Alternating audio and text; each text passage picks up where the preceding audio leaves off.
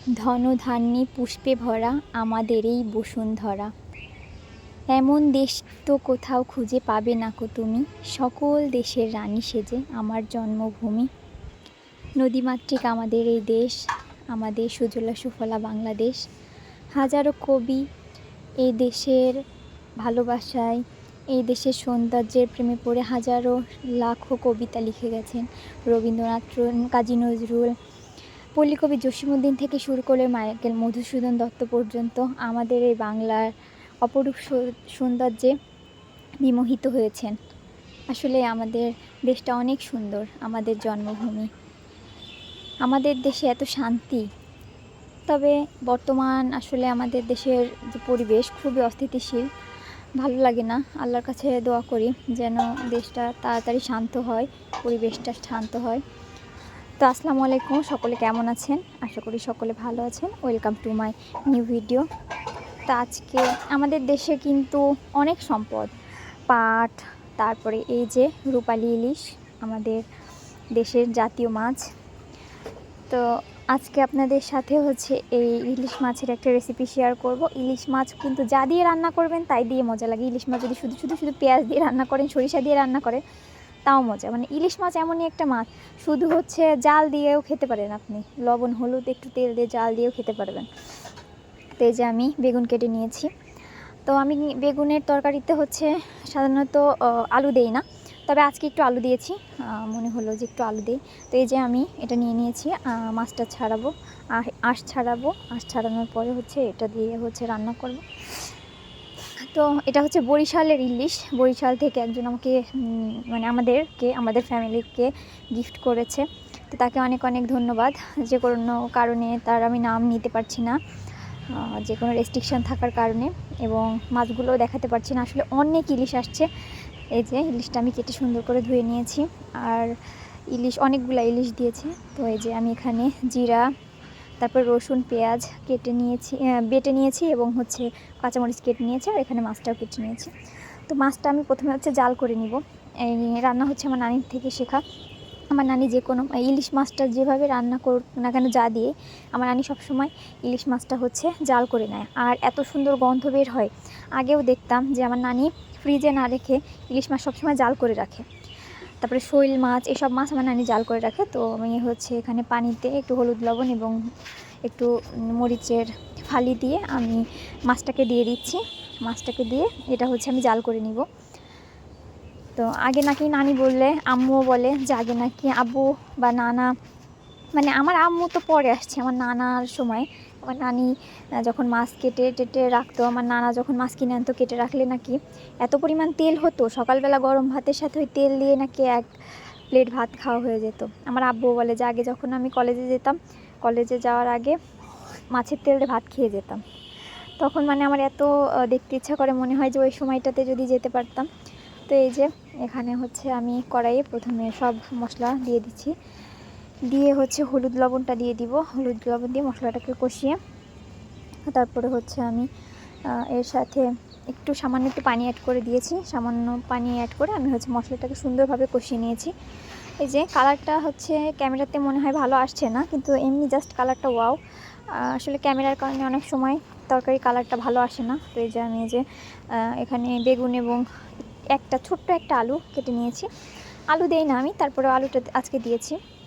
এই যে আলু দিলেও খারাপ লাগবে না, তবে আপনারা না চাইলে আলুটা স্কিপ করতে পারেন। তো এইভাবে যে সব মশলা আমি সবসময় চেষ্টা করি তরকারি রান্নার সময় বাটা মশলা ইউজ করতে। দেখবেন কি যে মানে শিলপাটায় বাটা মশলার তরকারির স্বাদ অন্যরকম, অন্য লেভেলের। সবাই মনে করেন যে কষ্ট, আমার মনে হয় না কষ্ট কিসে, একটু কেটে পাটায় জাস্ট একটু বাটা দিয়ে নেবেন, দেখবেন তরকারির স্বাদটা অন্যরকম আসবে। আর আমার সব রান্নায় একটা সিক্রেট হচ্ছে কি, আমি সবসময় জিরা ভেজে বেটে মানে দেওয়ার চেষ্টা করি লাস্টে, একটা অসাধারণ ঘ্রাণ আসে। তো এই যে মাছটা হচ্ছে প্রাণী শুকিয়ে গেছে, আর গন্ধ মানে সুন্দর একটা ঘ্রাণ বেরিয়েছে, এত দারুণ একটা ঘ্রাণ বেরিয়েছে, দারুণ। মানে ইলিশ মাছের সুবাস তো সেই, মনে করেন আশেপাশের বিড়ালরাও চলে আসে যে এই বাসায় আজকে ইলিশ রান্না হচ্ছে। তা আসলে মানে একদম টাটকা মাছ তো, এই জন্যে হচ্ছে নিষেধাজ্ঞা আছে, তারপরেও হচ্ছে যে কোনোভাবে হচ্ছে আনছি এই মাছটা। অনেক দিন আগে এটা ফ্রিজে রাখা ছিল, তো মাঝে হচ্ছে যে ইলিশ ধরা নিষিদ্ধ ছিল, এই জন্য হচ্ছে আনতে পারি নাই, কিছুদিন পরে আনছি এটা। এই যে, তো এই যে জাল করে রাখছি, পাশে একটু ঝোল বেশি রাখছি, কারণ ওই ঝোল সহ ওই মাছটা যখন তরকারিতে দিব তখন এত সুন্দর ঘ্রাণ আসবে।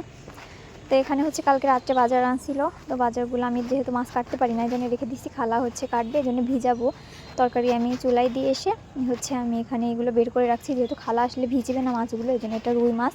তারপর হচ্ছে আছে মুরগি, এটা হচ্ছে পাবদা মাছ, বাইন মাছ আছে, আর হচ্ছে আছে চিংড়ি মাছ। এই যে, তো এই সব মাছগুলো আমি রেখে দিব, এটা ভিজিয়ে রাখবো এখনই, যাতে খালা এসে হচ্ছে মাছটা কাটতে পারে আর ভিজে যায় ভালোভাবে। তো এই যে দেখেন, এই বাইন মাছটা আমার খুবই ফেভারেট, এটা আমার খুবই ভালো লাগে।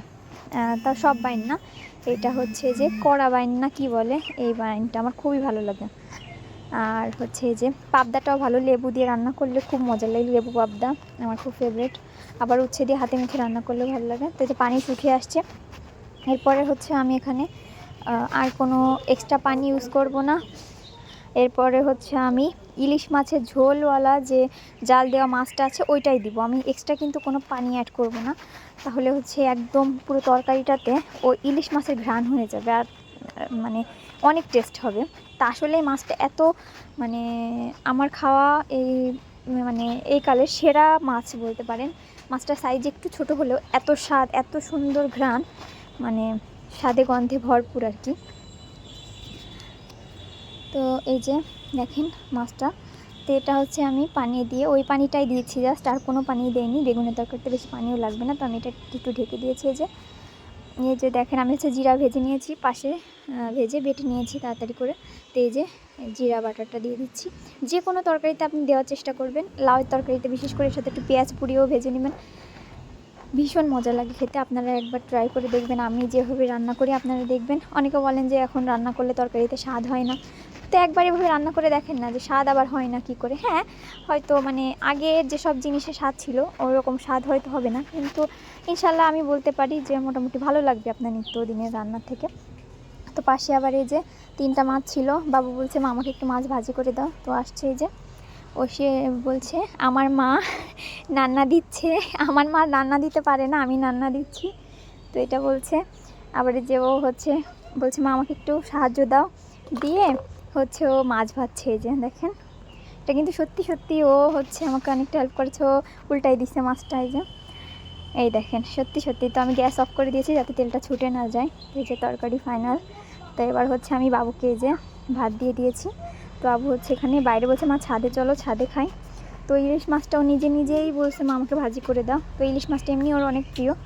তো এই যে ভাত আনছি, ও নিজে ভাত উঠাইছে, এত ভাত যেহেতু ও খাবে না, ওর 2 দিনের খাবার এটা, যে কয়টাই যে এই কয়টা ভাতই ও খাবে, তাছাড়া আর ভাত খাবে না। আর ইলিশ মাছটা দিয়েও দেখাই দিচ্ছে মা এই ইলিশ মাছটা দাও, তো এটা হচ্ছে দিচ্ছি। ওই যে ও বলছে মা খাটে উঠে বসবো, আমি বলছি হ্যাঁ বসো।